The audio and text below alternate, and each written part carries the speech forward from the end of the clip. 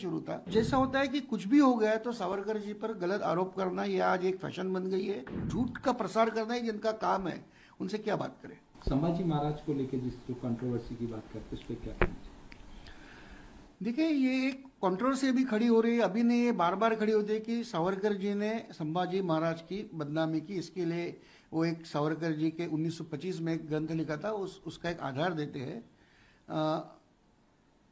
उसमें सावरकर जी ने तत्कालीन जो इतिहास था उस पर आधारित एक भाष्य किया था कि औरंगजेब को ऐसा लगा कि संभाजी महाराज शराब के आदी है, इसलिए उनको जीत लेना संभव है।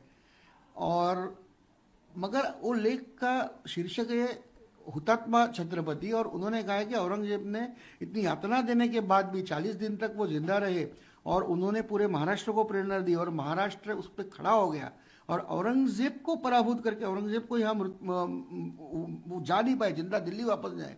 तो इतनी बड़ी प्रेरणा करने वाले ये हमारे हुतात्मा छत्रपति है और इनका आध्यात्मिक योगदान ये छत्रपति महाराज से भी कहीं अधिक है।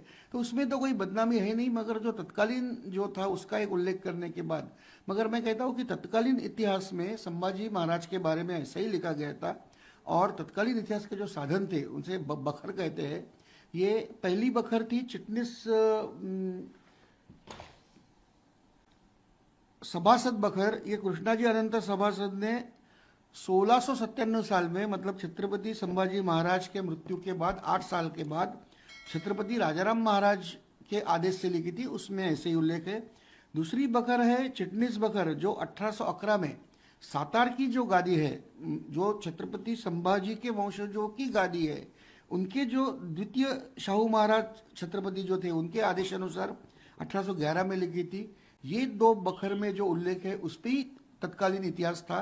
सावरकर जी को जो इतिहास पता था वो इसी ग्रंथों में था। तो ये बदनामी का कारस्थान सावरकर जी ने नहीं, ये तो कहीं पहले से शुरू था। और ये जो ऑफिशियल बखर थी उसमें भी ये उल्लेख है। संभाजी महाराज का जो चरित्र है, असली चरित्र, जो असली कागज पत्रों के साथ, वो 1971 में सामने आया सावरकर जी के मृत्यु के बाद। तो जैसा होता है कि कुछ भी हो गया तो सावरकर जी पर गलत आरोप करना ये आज एक फैशन बन गई है। और इसके बारे में मैं ज़्यादा बोलना भी नहीं चाहूँगा कि जो लोग झूठ का प्रसार करना ही जिनका काम है, उनसे क्या बात करें।